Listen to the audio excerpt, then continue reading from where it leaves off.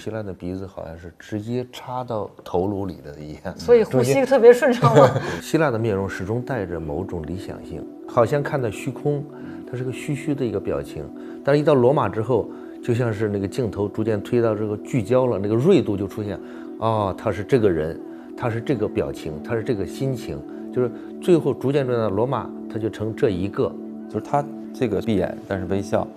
一个是更接近神，这个呢相对来说闭眼会庄严点。那他在犍陀罗地区，那他需要达到的是让人更能亲近他，但是在墨陀罗地区，他就是恰恰是开始造神了。犍陀罗就是每个人，我们每个人都死于犍陀罗。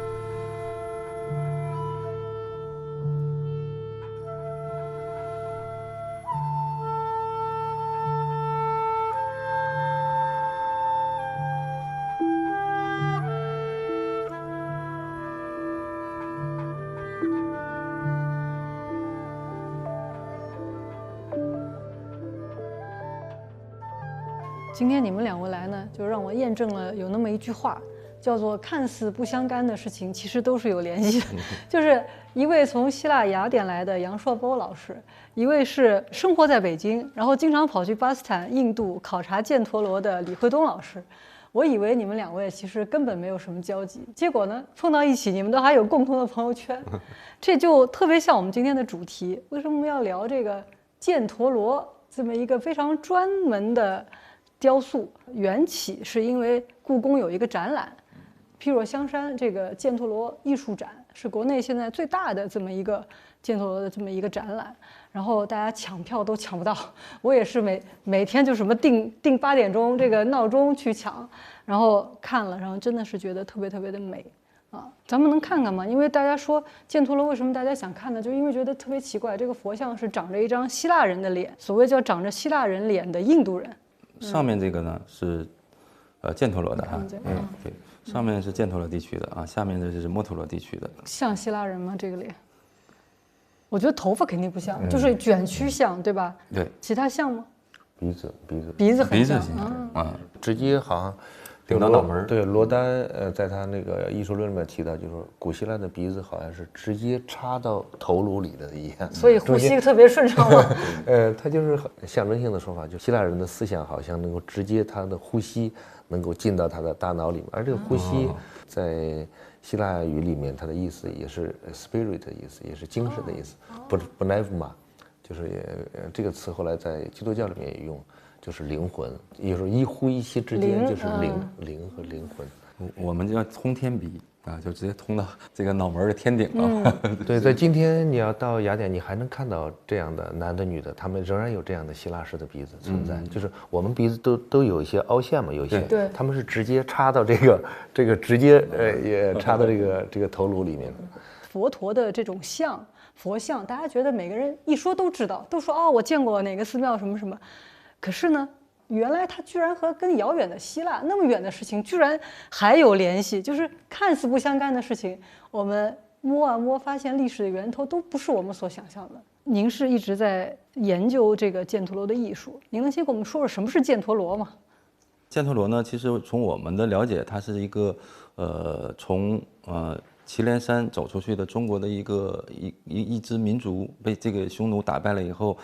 退居到现在的巴基斯坦地区，在那个地方他建立了一个贵霜王朝，然后他利用了这个佛教呢作为他的统治术，逐渐的形成了这个佛教造像的这么一个模式，推广佛教。整个世界的这种游牧民族，其实它都有一个比较共同特点，它就拿来主义。就是他自己没有什么太多的文化，就借鉴别人。他认为可以去作为统治使用的东西，他都会。在中国，他就是天子，贵霜这个王朝这个国王他就天子，然后那个王中王，然后就是这个大王，还有一个就是凯撒。啊，他是四个称呼。凯撒不是对，一竿子支到罗马去了。对，这个称号呢，其实他是为了能够去更多的人去信服他，所以他是吸收了所有的他经过地区的这些文化信仰。这个就是李惠东老师的书《佛陀的容颜》，所谓叫给佛陀看脸，这个点特别有意思啊，就讲一路这个佛陀的面容是怎么变化的。其实您刚刚讲到犍陀罗，就是它首先是一个地名。对吧？它是一个在巴基斯坦的这么一个地方，一个已经消失了的历史的古国。您是从希腊过来，很多人都说这个犍陀罗是一种希腊化的一个过程，怎么就是跟遥远的希腊发生了关系呢？现在我们只要看到我们的佛像的容颜，都与犍陀罗有某种关系。东西方，比如说我们现在在东方，那边有个西方，那么东方和西方之间。两个点之间应该是有一个线段，但这条线什么时候能够连接，要实现它是偶然的。那么亚历山大大帝，从希腊统领马其顿以及整个的这希腊联军向东来进发，他的这样一个从西向东的过程，带来了很多，比如说希腊的语言、希腊的风俗，尤其是希腊的雕刻艺术。所以说这样一个。亚历山大这样一个33岁生命的一个年轻人，形成了从西到东这条道路。这条道路当中，那么佛陀的容颜就与这样一个人和这样一场战争有关系。是这样。那就是有一句话，不是大家说一切都是关于这个 timing 这个时间。您书里面的第一句话，我觉得特别有意思，就是佛教产生的时候没有佛像。是过600多年以后有了佛像这件事儿，而它诞生在哪儿呢？就在我们今天说的犍陀罗，贵霜王国的这个游牧民族的这个领袖，利用了一种传说，说佛教里头说有这个转轮王，他觉得我就是在俗世的这么一个佛，而我呢要为自己塑个像，我得让你们拜我这个像，才开始在佛教之后600多年有了佛像这件事儿。而这个像它长什么样呢？它就借鉴了从希腊来的这些工艺。亚历山大东征之后呢，他虽然后来解体了，但其实他留下了很多希腊的原住民，他很多工匠，包括他的一个生活习惯、文化信仰，他其实也都还有希腊的这个元素在。就有点像拿破仑当年去征服这个埃及，他除了带军队，这个船上带了好多他们的园艺师、什么化学家、工程，所有的这一套文明的东西他都带过去，希望把他们的这一套东西也在埃及能够留得住。我们现在去看犍陀罗时期的这个照相和墨陀罗时期的照相，他们是在两个地方，有两个地方有很大的就是都是在巴基斯坦的两个地区。墨陀罗现在在印度。在印度，犍陀罗呢，其实在早期的时候，在阿育王时期，犍陀罗地区是归这个印度所有的。但实际上的，现在说这个佛教照相可能是发源于犍陀罗，其实不完全准确，因为它俩的现在我们看这考古的这种遗迹，犍陀罗地区和墨陀罗地区的遗迹出土的基本上都在公元1世纪左右。而且呢，墨陀罗地区是佛陀的诞生地，也是他的涅槃地。是他的得道地，也是他第一次说法地，重要的佛迹都在墨陀罗地区，所以他的这个就对宗教的这种信仰的基础很好，所以它产生的早晚现在无从断定。可是这两个的脸差挺远的呢。对，墨陀罗地区因为它是印度本土地区，它更接近于这个印度本土人种是一个叫达罗毗荼人，犍陀罗地区更接近于欧洲人种，就因为它希腊人很多，它俩差别一个是更接近人，就是它。这个闭眼但是微笑，一个是更接近神，这个呢相对来说闭眼会庄严点、威严一点。它两个地区的这种信仰程度不同，大众的需求不同。那它在犍陀罗地区，它的信仰程度其实是佛教并不是很扎根儿那种这个地区，那它需要达到的是让人更能亲近它。所以它塑造的时候一定是跟真人很接近的这种距离，就不是吓唬你。但是在墨陀罗地区，它就是恰恰是开始造神了。我就要把佛陀打造一个神话，它是一个非常威武庄严，这种感觉不可亲近，对，跟人是不一样的，它要有庄严相。为什么这个希腊的影响力这么大？就是有一个希腊化这么一个过程。那么这个亚历山大大帝之前，比比如说佛像，你可以追溯到阿波罗的面容，就佛像可以追溯阿波罗男性的嘛。那么阿波罗就意味着最为俊美的男子，永远俊美，因为阿波罗天上的太阳永远是年轻的，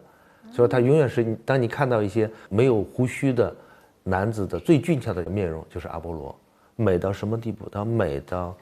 带有阴性部分，就是感觉到雌雄同体的那种感觉。美到什么地步？就是在荷马史诗里面会有这种交谈嘛，说比如咱们都在一起说，要您这么俊美，你是神吗？就是会有这样，就是说他知道神有的时候会跟人在一起，但是神和人最大的区别就是人是 mortal 的，神是 immortal 的，他只是不会死，他占有的时间是一个没有终止的时间，人的生命是要有终止的，所以说就是最美的这个身体就是神的身体。那么包括奥运会也由此而来，就是一个人如果锻炼的特别美好、俊美，而且又裸露给神，神就会被愉悦，叫愉神，愉悦神。所以说，那个在荷马史诗的上卷《伊利亚特》结束的时候，赫克托尔的葬礼都是以一场运动会作为结束，来对他进行纪念。所以，那么这种面容，然后逐渐影响到这个犍陀罗，然后再影响到中国的云冈，我觉得这是一个非常明晰的一个过程。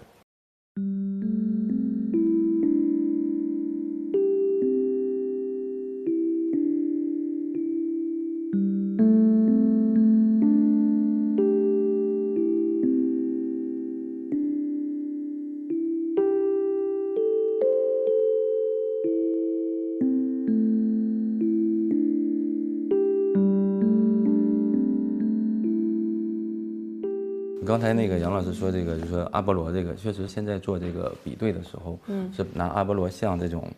面部的这种形象和这个早期的佛陀造像的这些形象，他去做比对，他是有一点那种痕迹。他强调的是什么呢？最完美的人就是神。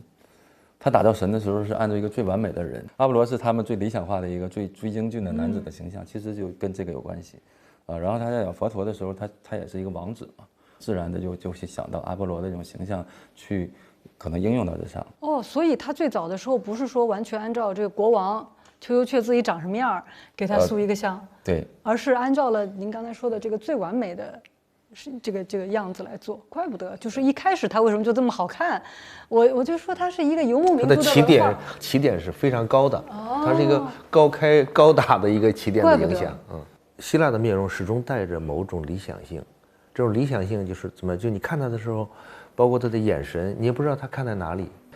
好像看到虚空。他的面部表情，你也感觉到他好像不是人间的。哎，我吃饱了，我愤怒了，那个表情，他是个虚的一个表情。但是，一到罗马之后，就像是那个镜头逐渐推到这个聚焦了，那个锐度就出现。他是这个人，他是这个表情，他是这个心情，就是最后逐渐到罗马，他就成这一个。而那个希腊呢，就很像是一个典型，他要用具象的面容表达一个非具象的一个 idea， 这么一个东西。所以你只要看希腊的虚的那样一个东西，它就是希腊时期的。但如果说你一看逐渐具体的，知道这是这个人，甚至他的性格都栩栩如生的时候，就进入到罗马了，就是越来越接近于人。对。我觉得今天我们的人去看的时候，看这个犍陀罗的时候，大家其实最直接打到我们的还是它这个美感，就觉得哎呀这么美，然后呢就觉得是好奇特，就是你看它慢慢的这个面容会在流转，会在变化。简单粗暴的说，就是这个脸就长得越来越像当地人，或者是他当时社会风气所倡导的。比如说到了北魏时期，我们就看到这个秀骨倾向，这个人的脸是非常瘦的，有一种飘逸的感觉，是因为当时的这个士大夫们都比较好这样子的一种风骨。就是他这个北魏这个秀骨倾向是最汉化最强烈的时候，他追求的完全是汉风，包括形象，就是像当时的人长那样子。对，就是我觉得跟您的样子有点像，就是那种瘦脸。对，不同时期其实都是很像当地人的。您有一个话就是说，没有北魏，实际上就没有唐的那种。后来我们看到的艺术又上了一个巅峰的感觉。你觉得唐的这种气度，实际上在北魏的时候就打开了？汉民族特征的其实是在北魏的中期，就是它完全汉化的时候。而到了就是唐的时候是一个国际风格，他本身也是少数民族有血统哈，然后他当时又吸收了后续逐渐进来的这些不同的这种文化的影响，它形成了一个国际风。北魏其实是我们一个历史认知当中觉得挺边缘的这么一个朝代，我们对它的认知其实非常的少。可是呢，我们看到居然后面的一些风格的开启都跟北魏有关，其实是一个相对来说小的或者边缘的，最后影响了所谓大的或者中心的这样一个风格。包括犍陀罗本身也是，我觉得它迷人之处就在于啊，它这个源头居然是在那么一个我们谁都今天都不知道在哪儿这么一个地方，然后它一路居然开启了这么大的一个精彩的这个流变。就是我们过去的这个思路啊，可能老觉得是从中心的。比如说我们看今天的就是寺庙里面这个佛像的样子，你去看犍陀罗，你会觉得诶，这是什么？这是佛像吗？就你站在中心的位置是这么看，可是你不知道其实那个还是你的源头呢。就是我觉得你说这个很有意思，就是因为我们现在所有的历史它有个主脉络，但是还有一些分支的脉络。就是马克思说过一句话说，人类的历史无非是人性的不断的变化而已。也就是其实历史本身你可以说很厚，各种历史你一辈子都读不过来的，但历史可以很薄，如果你对人性本身有所理解。阿波罗的那个太阳神的那个德尔菲的门楣上就认识你自己，俄诺塞夫洞就是认识你自己，你对人性的那种美好的向往和有可能进入到人性深渊的恐惧和可能都是和这个人类相关的。也就是所有人类发生的事情都有可能是你，那么你内心的东西这样也可能来理解这个人类。所以我觉得这个一场今天这个话题其实是非常重要的，就是说我们看的这些东西看来是别人，其实都是我们自己。就是你说的所有的事物都与我相关。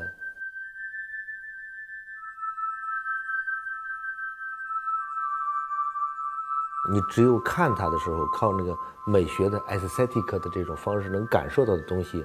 其实是它那个时候当时的政治经济的一个最后的显影和存留。就是那个，比如这一代政治它就比较谨严，这代政治相对比较宽松，以及当时的经济状况是比较富裕还是经济状况比较局促，都会在这些艺术当中存留。所以说政治家在前面工作，经济家在那里耕耘，最后艺术家在最后为他们留下肖像。杨老师这个总结的好，你就看到这些文物是什么？文物都是这个文明遗迹，那存留下来的形式都是以艺术形式存留下来的，建筑也好，雕塑也好，还是其他的绘画也好，它都是以这种形式存留下来的。我有一个问题啊，就是说这些工匠他这种风格的人脸的变化，会不会有一个原因？因为我这是瞎猜啊，他们那时候所谓叫有所本，它是凭记忆的，因为你没有拍照的技术，对吧？你也没有网络。你说我想把它做成一个原来希腊的样子，可是希腊的样子长什么样呢？我除非是带过来，或者是口口相传，我跟你描述，我们说分几等分怎么样，其实到了你这儿，你已经也不可能把它完全复制出来，所以你会融合着当地人的脸啊，当地的一种风格，或者我想象的风格，所以才会产生变化。这个合理吗？我这个推测。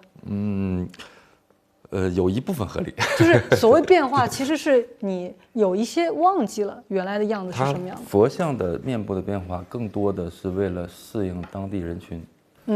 它要吸收信众，必须要用当地的文化，当地的人群才会接受。而且这个佛教在整个一路这进入中国的话，它逐渐在中国化，它吸收了中国很多儒家的这个道家的这些，包括中国民间的这些故事的人物，它去塑造它佛教里面的人物。那比如说我们刚才在讲这些工匠，他们到底是怎么去考量这些事情呢？我看有一个评价，像梁思成评价这个昙曜五窟的时候，他就觉得说，他觉得这个工匠是完全压抑了他自己的风格，压抑了他自己的想法，而有所本，把当时这个皇帝的这个面容雕塑出来，所以他整个觉得昙曜五窟好像看上去比较矮板，就是他的一个评判。基本上我们带学员考察，我就是先不看主佛，先看周边的这些菩萨呀、弟子啊，或者是金刚力士、天王啊，它这些形象它比较活，佛像的姿态呢比较呆板，它本身就比较呆板，因为它这个要求它这种姿势从开始的规制其实它就比较这个严格的。整个历经这个时间，它把这个规制到唐的时候完全做成了一个固定模式。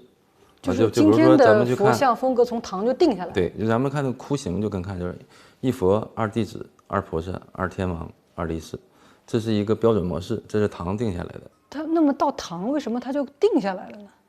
就没有再多的变化了呢？这个的原因其实从唐它大一统的这种形式，然后它佛教它这个体系已经完善了，然后它的整个的咱们说的度量经，就是做佛像那种度量经，也基本上就定下来了。它是随着它整个佛教的体系定的一个这种规制，简化标配模式，它只要这么做，它就没有问题。譬如香山这个犍陀罗艺术展，杨老师，您是犍陀罗展你也去看了，这都我觉得其实是一个相对来说冷门的这么一个艺术展，但是现在大家好像都特别想看，就那么受欢迎，你觉得为什么呀？我觉得这个问题特别好，也是我今天想来谈的最主要的，就是我们一生当中要看到一些博物馆呀，去一些游历啊、读书啊，其实目的都是要尽可能让我们的人生和这些事物发生关系。当然，我觉得犍陀罗还跟别的不一样，这么多的人的这个脸，就是这种佛像的脸。罗马时期有一个政治家和演说家叫西塞罗，他说过一句话，他说一切都写在脸上。一切都写在脸上。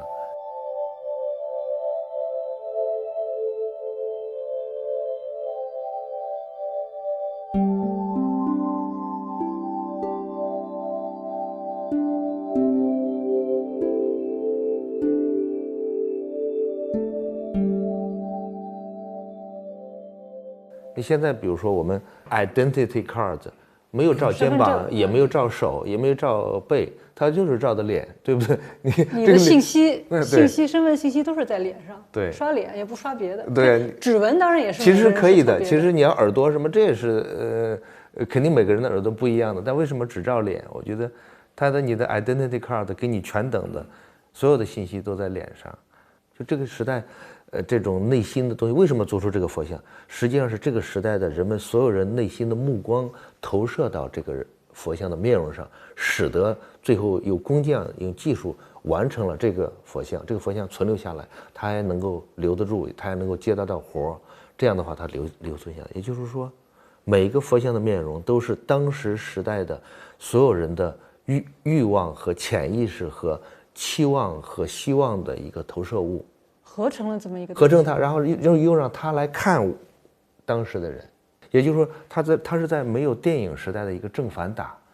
就是那个时候没有电影，但没有镜子，然后我们所有的目光其实投射成了一个固体的一个外化物，然后我们看它的时候最舒服。那么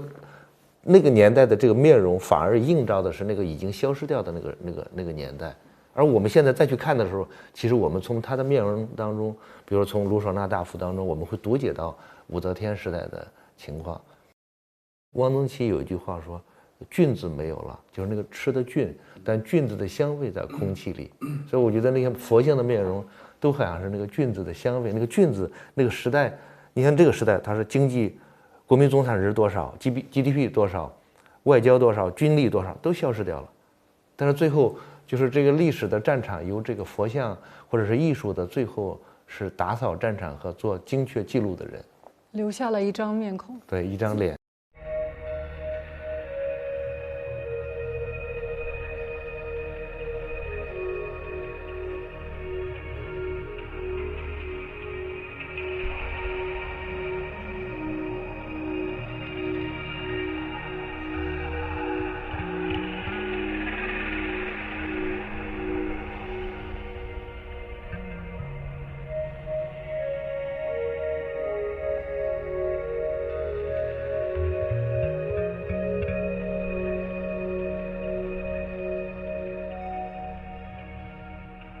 就是像您，比如说在跟大众做传播，或者说您带了那么多就是学生啊，您觉得现在的年轻人也是对这样真的相对来说比较冷门的东西非常感兴趣吗？或者吸引他们的这些是什么呢？其实你说离中国远嘛，也不是很远，一飞出新疆，马上就开始降落了，基本上就到了。其实你说它远也不远，就在中国的边上然后呢，大家对这个东西比较好奇尤其我们那个专业的学生呢，他看了很多中国的这些洞窟的，那么这些源头的这些东西它是什么样子？外域的这种交流当中的这种交叉点在哪儿？是大家现在越来越，比如说想好奇要追这个传统的艺术、传统的文化，然后你在追的这个过程当中，会发现它有一个节点，其实跟世界是连通的。对，中国的文化一直在包容所有的文化，逐渐在吸纳，很迅速的能把它转换成自己的一个风格出来，然后再去吸收，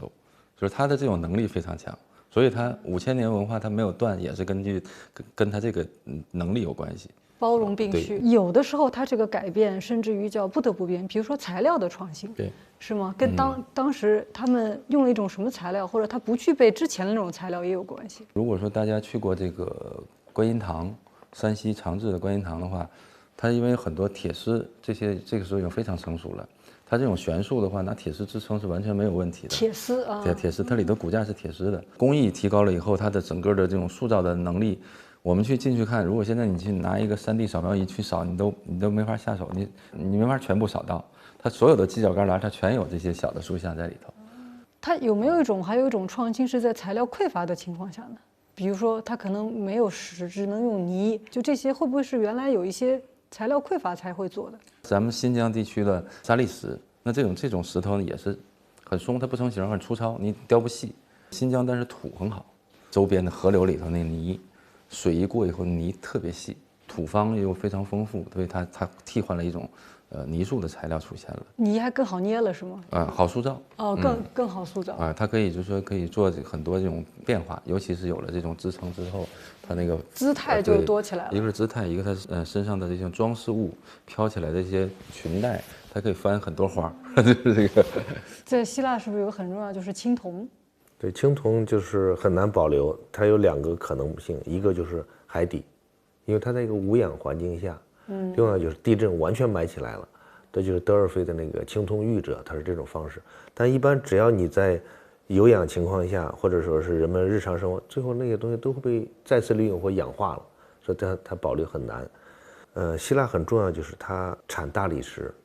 就是那光要进到这个大理石的时候，好像是进到一个玉液琼浆那个半透明的那个样子，所以说罗丹说，看到古希腊的有些大理石的材质雕成的像，甚至比真实的肉体还有肉体的感觉，它的材质的特性就构成了它的雕刻的时候，它必须有整体性，因为大理石它不可能有非常离开那个大理石桩子很远的那个动作，它必须有那个整体性的东西。那么到泥塑之后。泥塑的这样一种材质的自由，它可以有飞动啊，有飞带啊，这些东西就是不一样。所以这个材质也是很重要的一个关系。就是过去我们有一句话讲，就是说媒介即讯息，就是你用一种什么媒体来表现它，但你要传递的信息就是什么。那材料也是一样，最后跟你表现的东西是什么就特别有关系。我就想问，那可是到了今天哈，我们的世界现在这个科技那么发达，有的时候我们选用一些材质是求便利便捷，比如说3D 打印的房子，我看这个这么一喷，然后就开始打印房子。有一个很有趣的事情，就是17世代什么，他们做一些这个器皿，咱们叫泥条盘铸法，一条一条泥盘上去。现在3D 打印，我一看不也是一条一条泥，是像原始的这种方法吗？对，就是一样的。它其实用的原理是一样的，原理也是一样的，原理是一样的。哦，我们现在学的是17世代的方式，其实来打造我们现在的房子。可是这房子弄出来，您觉得它能像雕塑一样存留？它有艺术感吗？还是仅仅是解决我们一个方便？就是因为现在我带的学生也在做这个，对，3D 打印也能雕各种东西啊。你们的雕塑会不会被取代？已经是避免不了了，所以我们现在也在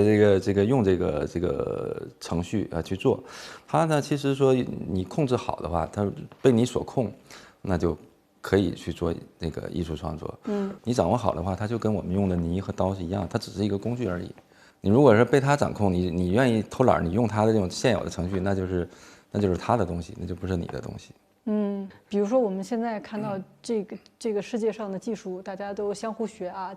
越来越融合，越来越像。那我们以后这个艺术这个部分是在哪呢？比如说我们去看一个现代艺术展，很多人都说我看不懂是什么东西啊，就觉得这个放一块布，那边放一块石头，我们是越来越像，而导致了一种言语的贫乏。还是说艺术跟我们一般人的欣赏的这个距离越来越大了？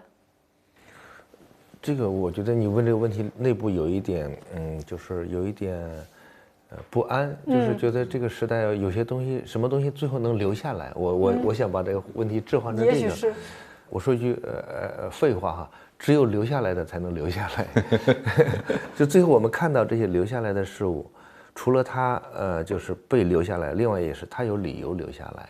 哪些东西留下来呢？我觉得我在内蒙的时候看到过内蒙的人在转场的时候，里面每一件东西都闪闪发亮，因为它磨的，它是必须的、必要的。如果不是必要，那么随着迁徙的转场过程中，这些东西就丢掉了，它是多余的，断舍离了，对，就没了。然后整个那个里面，我觉得每件事物，第一都是必不可少的，第二个每件事物都是有用的，都被磨得有一种闪闪发亮的古典的光辉，这是日常事物的神圣性。那么我们现在看到的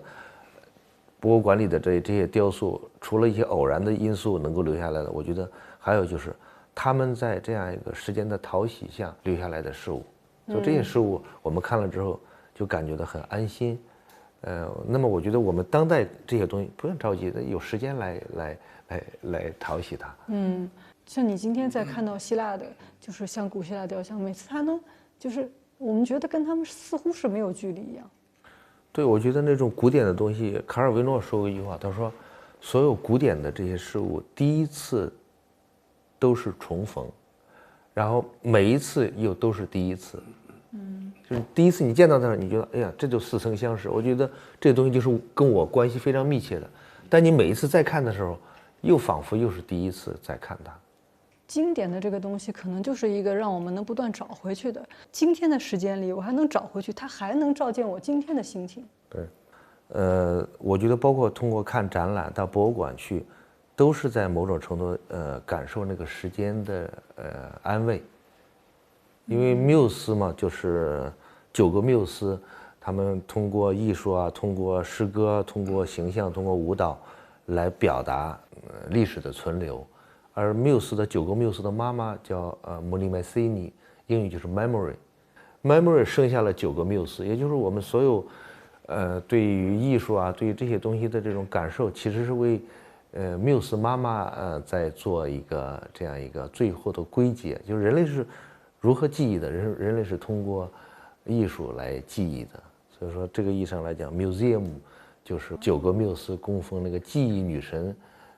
的圣所。那么到博物馆去看，包括这种譬如香山这样的展览，在这种记忆女神的这样一个怀抱里，我们可能暂时会忘记死亡的焦虑，感觉到有一种泰然的舒服。包括我们穿了古代的衣服，觉得自己也占有了古代的一种对，时我们和间的这个某种时间有关系了。对。您刚才说的，比如说看到这种就是佛陀容颜的变化，就发现隔一个很小的时间段或者地理位置，它这个特性差异就很大。但今天的人，我们讲这个全球化以后，我们穿的很多时候都是这个西服啊等等，然后大家吃着也全球化的食物，也可以好像都很接近了。像您在希腊看到北京的人，您来北京或者回到那边，感觉这两个世界的差异还大吗？我觉得我们现在处在整个历史的时间的下游处，那下游处所有的水源是包含所有上游的水源的。